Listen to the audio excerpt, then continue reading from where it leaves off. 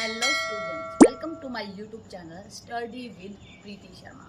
आज हम बात करेंगे लॉ ऑफ सप्लाई के बारे में।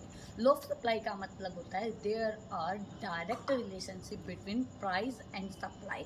It means if prices increase then supply also increases, if prices decreases then supply also decreases. If we talk about the assumptions, तो first assumptions क्या हो जाएगी? टेक्नोलॉजी कॉन्स्टेंट है, price of other product is constant, the price of inputs is constant, number of firms are constant। ये इसकी क्या हो जाएंगी? assumptions हो जाएंगी।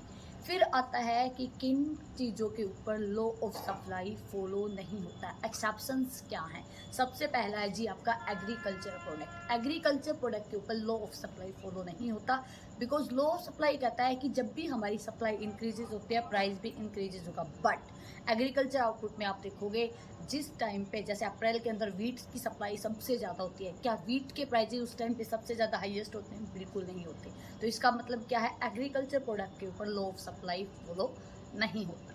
सेकंड है आपका पेरिशेबल गुड्स। पेरिशेबल गुड्स मतलब वो गुड्स जो बहुत कम टाइम के अंदर डिस्ट्रॉय हो जाते हैं, ख़राब होने स्टार्ट हो जाते हैं। उस टाइम पे भी उनको स्टॉक रखना पॉसिबल नहीं है। हम वेट नहीं कर सकते कि कब प्राइजेस बढ़ेंगे तभी हम उनकी सप्लाई बढ़ाएं। हमें उन्हें एट द टाइम, जितना उनका टाइम ड्यूरेशन है उसके अंदर सेल करना ही पड़ेगा। प्राइजेस के इंक्रीज एंड डिक्रीज होने का वेट करने की हमारे पास इतने रिक्वायरमेंट्स नहीं होती हैं। फिर अजीब गुड्स ऑफ ऑक्शन। ऑक्शन के टाइम पे आप देखते हो कि जो प्रोडक्ट्स का प्राइस है वो धीरे धीरे इंक्रीज होता है, लेकिन क्या ऑक्शन के अंदर जो हमारे स्पेसिफिक प्रोडक्ट्स हैं उनकी सप्लाई इंक्रीज होती है? बिल्कुल नहीं होती। तो इनके ऊपर भी लॉ ऑफ सप्लाई आपका फॉलो नहीं होता। फिर है जी आपका क्लियरिंग द स्टॉक। जब आपकी कंपनी स्टॉक को क्लियर कर रही होती है उस टाइम पे प्रोडक्ट की जो सप्लाई है उसको इंक्रीज कर दिया जाता है, लेकिन क्या उस टाइम पे आपके प्राइजेस हाई होते हैं? बिल्कुल नहीं होते, डाउन हो। दिवाली पे आप देखोगे हर कहीं पे सेल लगती है, उस टाइम पे सप्लाई बहुत ज़्यादा ही है, क्या प्राइजेस हाई है? नहीं है। इसका मतलब क्या है? यहाँ पे भी आपका लॉ ऑफ सप्लाई फॉलो नहीं होता है। देन है जी आपका रेयर गुड्स।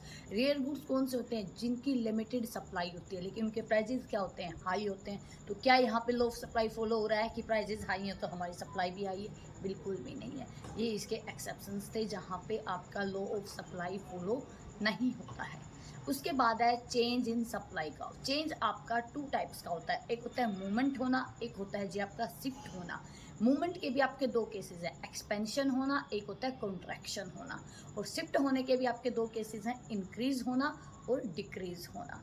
पहले बात कर लेते हैं मूवमेंट में। सप्लाई कर्व के अंदर मूवमेंट कब होती है? जब आपका पी ऑफ एक्स के अंदर चेंज होता है तो मूवमेंट हो गया, यानी कि प्राइस के चेंज होने से सप्लाई के अंदर जो चेंज आएगा वो मूवमेंट है। अगर आपका प्राइजेस बढ़ा है आपकी सप्लाई भी बढ़ेगी तो एक्सपेंशन है। अगर आपके प्राइजेस भी डिक्रीज हैं आपकी सप्लाई भी डिक्रीज हो जाएगी, वो क्या है? कॉन्ट्रैक्शन है, राइट। पी ऑफ एक्स को छोड़ के बाकी जितने भी फैक्टर्स हमने पढ़े थे, टेक्नोलॉजी है, प्राइस ऑफ इनपुट्स है, प्राइस ऑफ अदर प्रोडक्ट्स है, नंबर ऑफ फर्म्स है, इन सभी के अंदर चेंज आने से आपका सप्लाई कर्व शिफ्ट होगा। क्या होगा?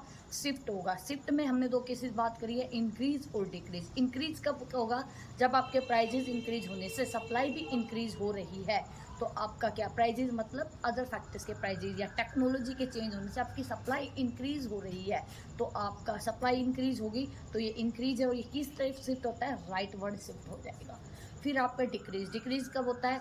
जब आपके किसी भी फैक्टर में चेंज आने से आपकी सप्लाई रिड्यूस हो रही है तो वो डिक्रीज होगा, चाहे टेक्नोलॉजी की वजह से हो चाहे नंबर ऑफ फॉर्म्स की वजह से हो। इस केस में आपका सप्लाई कर्व लेफ्ट टाइप की तरह चला जाएगा। आई होप आपको ये सारी चीज़ें समझ आ गई होंगी।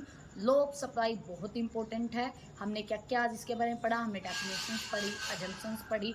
इसका स्लोप मैं और बता देती हूँ। स्लोप जो आपका सप्लाई कर्व है उसका अपवर्ड स्लोप होगा। क्यों होगा? क्योंकि जब भी दो फैक्टर्स के बीच में पॉजिटिव रिलेशन होता है तो वहाँ पे अपवर्ड स्लोप बनता है। यस या नो? कमेंट में ये बात ज़रूर बताएं और ये भी बताएं कि डाउनवर्ड स्लोप कहाँ पे बनता है।